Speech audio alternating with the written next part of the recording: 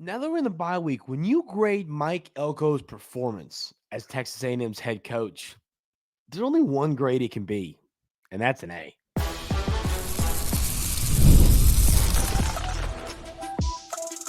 You are Locked On Aggies, your daily podcast on the Texas A&M Aggies, part of the Locked On Podcast Network, your team every day.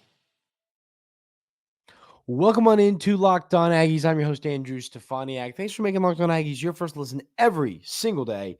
Today's episode is brought to you by FanDuel. Place your first $5 bet and you'll get started with $200 in bonus bets guaranteed. Visit FanDuel.com to get started. Ladies and gentlemen, on the show today, we're going to talk a little bit about what I would give our coaching staff, specifically Coach Klein and Coach Elko, grade-wise, early into their tenure as coaches here at Texas A&M. Then we're talking a little bit about Terry Bussey as a wide receiver. Of course, he was a little bit more involved last week. Do we want to see more involvement? What do we want to see there? And then lastly, we're going to talk a little bit about this LSU game. I want to highlight it just for a second because it's going to be a huge topic later in the week for us. But getting right into it, what grade does Coach Elko deserve for his performance as the head coach of Texas A&M football to this point? Now, I want to come at this from two different schools of thought. I want to come at this from just this season when it comes to actual football, and then I want to grade him based on everything, the whole body of work, recruiting portal, all of it, player, development player, way he's looking at players in the portal, all of it. So the first thing we're going to do is grade him just based on this season, what's happened so far this football season, 6 games into the year, 5-1. What grade would I give Coach Elko? And that'd be an A. I mean, here's the deal. If you beat Notre Dame and you're 6-0 right now, it's an A+. But taking your backup quarterback and Marcel Reed and going to win on the road against Florida, taking that same backup quarterback and beating an Arkansas team who just beat Tennessee, who we believe Tennessee's a good team. Arkansas is a team I've said I think is pretty good. It's an impressive job by a head coach. And then coming and beating the number 9 team in all of college football at home once again. And I want to keep reiterating this because it just makes me so giddy every morning I've woken up since the game. Wasn't just they didn't beat Missouri. They utterly steamrolled them from start to finish. I mean, it was just never interesting. It was never interesting. And I love that. That's the type of football games we want to see. But the grade I would give Coach Elko for his performance, once again, is an A based on this season. And I think even the Notre Dame game, I think this is a little controversial.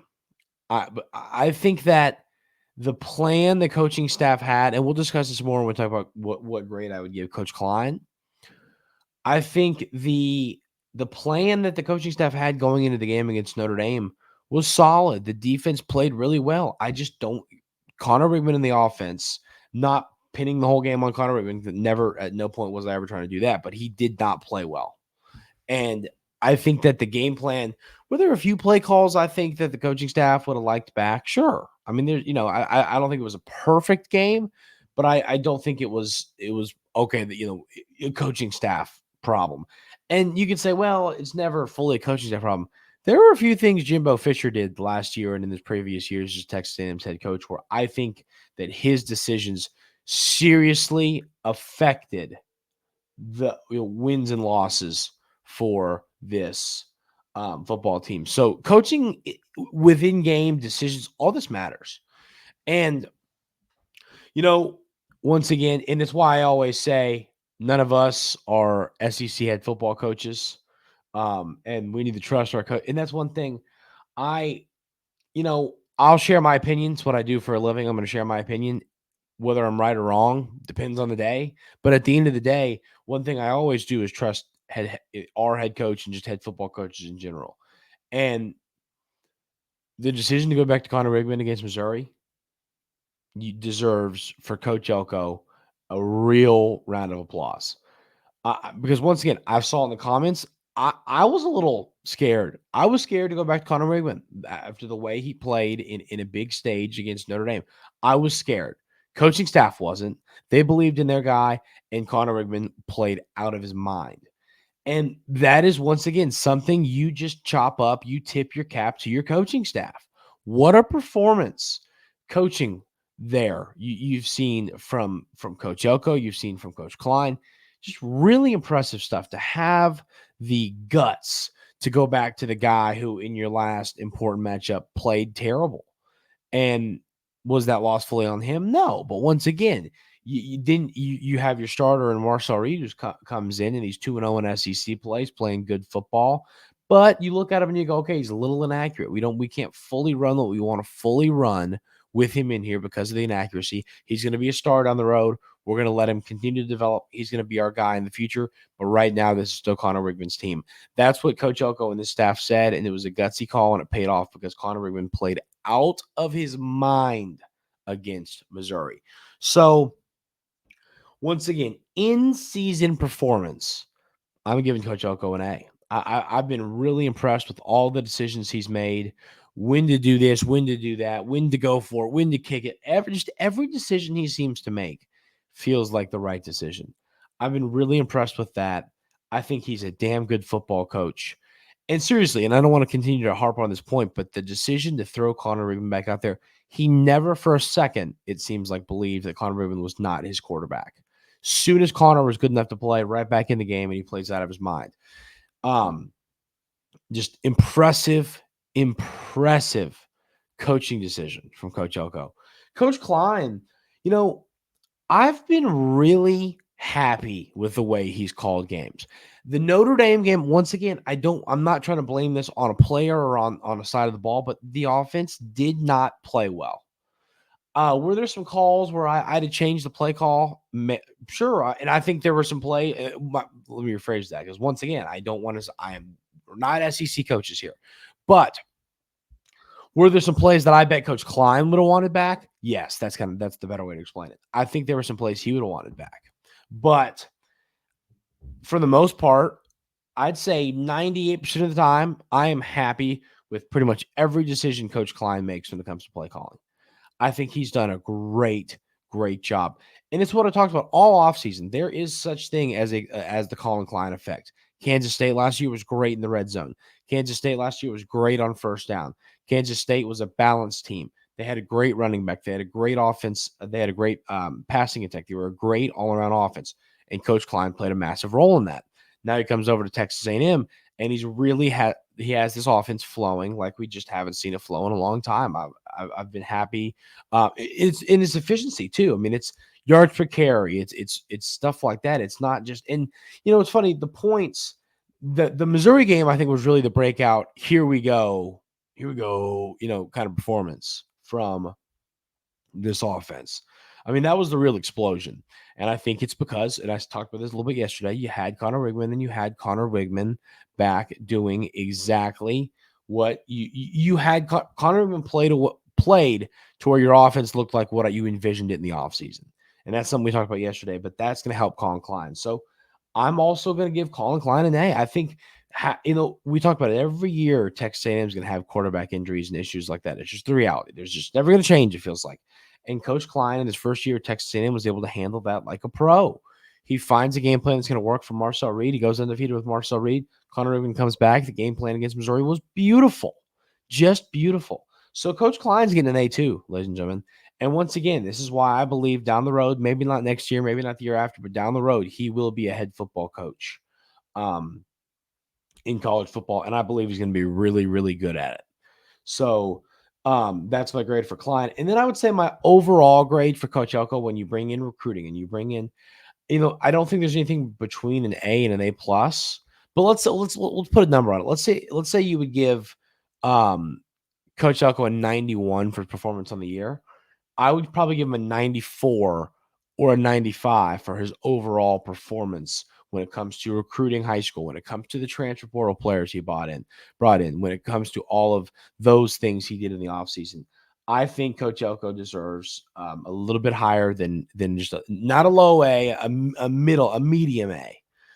Didn't get a lot of those personally, but just kidding. I'm a genius, obviously. Not Borat joke, but Seriously, I think that we all need to be very happy with how Coach Elko has coached to this point. He's been really, really good. And I'm just telling you, the future of Texas A&M football is in a really, really good spot with Mike Elko as your head football coach, and I believe that for sure. So leave in the YouTube comments, what grade does Coach Elko deserve for this season? And we're talking first 6 games of the year. What grade does Coach Klein deserve for the first 6 games of the year? Want to hear y'all's thoughts on that in the YouTube comments. We're going to talk a little bit more about Terry Bussey. We saw him get a little bit more involved as a receiver against Missouri. Is that a trend that we want to see continue? Do we want to see more of him? We're going to have that conversation coming up right here on Locked On Aggies. But first, I got to tell you about our friends over at Roy. All right, Texas A&M fans, it's time for the Roy Player of the Week. The Roy app lets you directly support your favorite athletes, unlike collectives where you make a donation to general fund. Roy lets you choose a specific athlete you want to support. You back the players you care about, and in return, you get exclusive content after the season, like personal videos and updates. And the best part, it's risk-free. If an athlete transfers or doesn't create the content, you get your money back. This week, I'm choosing none other than Connor Wigman as the Roy Player of the Week for his performance. Massive game against number 9 Missouri. I just contributed $100 to his campaign on Roy and want you to join me by making a payment as little as $10. When enough of us contribute, it's not just about the dollars, it's about the message we send to Connor Wigman together. Our collective support helps keep him connected to Texas A&M. Plus, Roy is doing their part to bring fans closer to their schools and athletes with an exciting giveaway. Roy is giving one lucky fan 2 tickets to any game of their choice in November. Here's how to enter. Just download Roy in the App Store or Google Play. Use code LOCKEDON when signing up. You're entered. Already on Roy, make a payment to any athlete's campaign, and you'll also automatically be entered. No purchase necessary. Void where prohibited.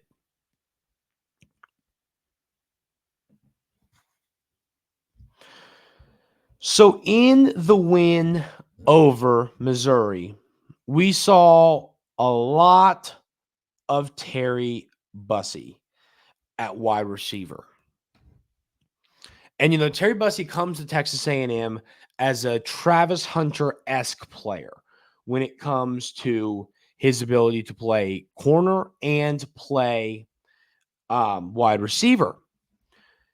We've seen him on offense a good amount, a solid amount. He's played some serious snaps on offense. But in this game, we saw Terry Bussey's all in all best performance offensively. He had, in this game, he had 3 catches for 76 yards along the 33. He just looked like he belongs out there playing receiver. Now, heading into the season, when we talked about Terry Bussey being used as a wide receiver, it never felt like it was going to be an every snap type of thing. That wasn't the case, and that isn't the case. It felt like he was a guy who would give you maybe 15 plays on offense, maybe 20 in a huge game. But now that he's been really good, especially in this game against Missouri, and once again, this is not any kind of – we're not playing a random team here. We're talking about the number 9 team in the country, Missouri. He looked really good. He looked like you need him out there on the field playing wide receiver. Now, once again, I am not saying Terry Bussey should be an every down wide receiver for this football team. But if you want to give him 5 more offensive snaps, sure. Because I believe down the road and later into his Texas A&M career, he could become a player that definitely is a receiver that you need on the field every single possession snap. And it's funny because once again, the coaching staff, Terry Bussey's a player. We talked about this with our Locked On recruiting guy, Brian Smith, when we were talking about Terry Bussey. he's a guy who can play anywhere. He can play anywhere on the field. He's really good. You can play him quarterback. You can play him receiver. You can play him running back. You can play him at tight end. You can maybe even play him a left tackle. I wouldn't be surprised. You can play him, maybe play him in nose guard. I mean, like, he's that talented of a player. He can play all over the field.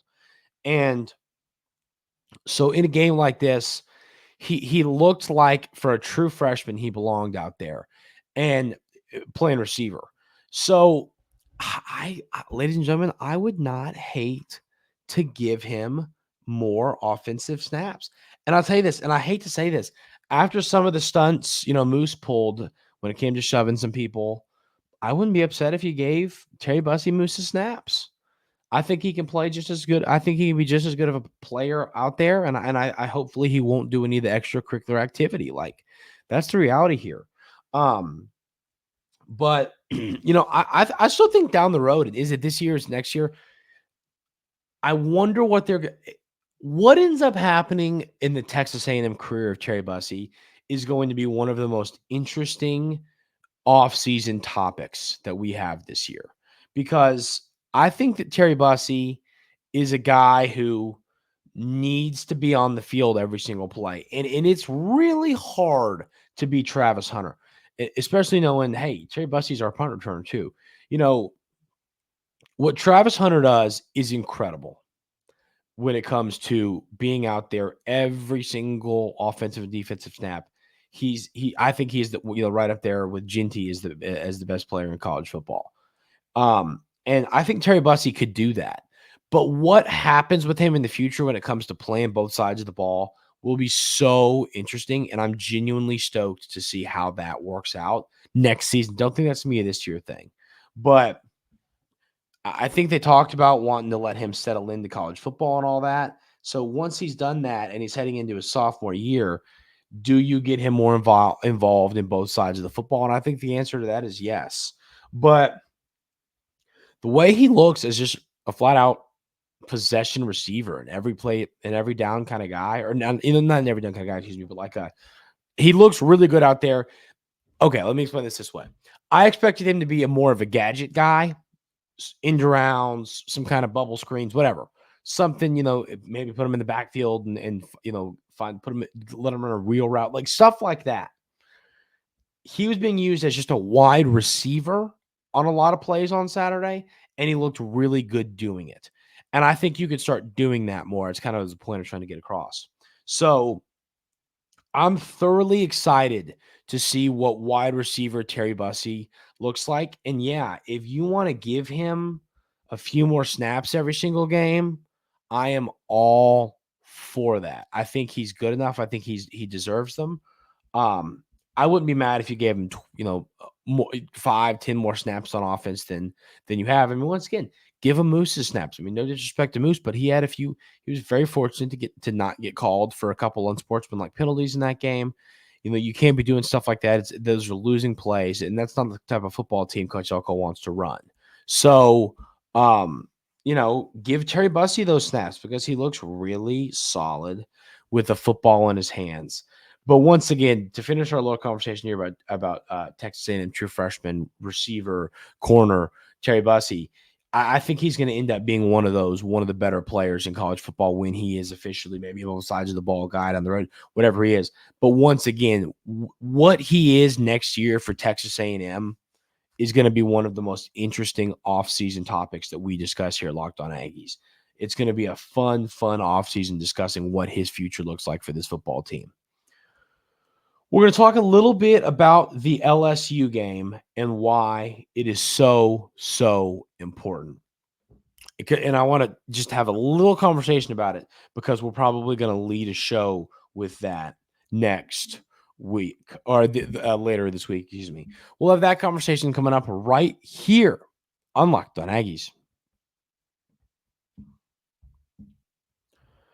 Hey, NFL fans. You can start the season with a big return on FanDuel, America's #1 sportsbook. So when you get a hunch in the middle of the game, you can check out the latest stats, view live play-by-play, and so much more on the same page where you place your bets. You'll get started with $200 in bonus bets, guaranteed when you place your first $5 bet. Lot of fun stuff to bet on right now, ladies and gentlemen. Like I said, you got a lot of NFL games going on. You got the playoffs for MLB. Just a ton of fun stuff to go bet on. College basketball is coming back soon. That's exciting. A lot of exciting things to bet on over on FanDuel. So head on over to FanDuel.com. FanDuel is the official sports betting partner of the Locked On Podcast Network. So this game against LSU.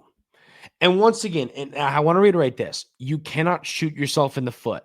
I think that you're a much better football team than Mississippi State, Auburn, and South Carolina, but those are still 3 road games you have to go win. And while you kind of were able to finally, in that whole narrative of Texas A&M can't win on the road with a big win over Florida away from home, you still have to go take care of business. I'm not saying you can't take those games lightly, because that's how you lose. That's how you really, really burn yourself. You need to play well in those football games on the road. But at the same time, I believe that if you do that, if you win what you're supposed to win, both games against LSU and Texas will give you a shot to make the playoff. Because you got to look at it like this. You beat New Mexico State, you beat Auburn, Mississippi State, and South Carolina. You are sitting right there at 9 wins. You have 2 games. Obviously, this is not the order it happens, but it's the principle of it. You then have 2 games against LSU and Texas.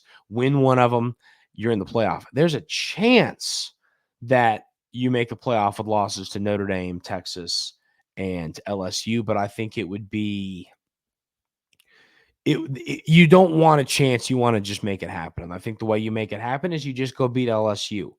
And once again, I talked about this a little bit yesterday. Don't think for a second that this Texas A&M team cannot beat Texas at home. They can. I believe Texas is a very good football team. I've believed that from day one. Those of you everydayers here at Locked On Aggies know that. It pains me to say it, but they are. They're a really, really good team.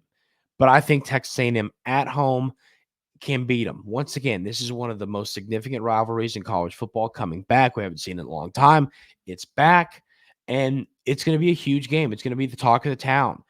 In games like that, yeah, the home team, maybe they're not as good as the team coming in, but man, they're going to put up a fight. Texas A&M can win that game.